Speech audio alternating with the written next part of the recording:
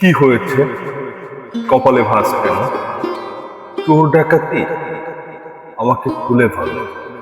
সকালবেলার শ্বেত পদ্মার রোদে সন্ধ্যাবেলার বিষাদ সেজে আছে।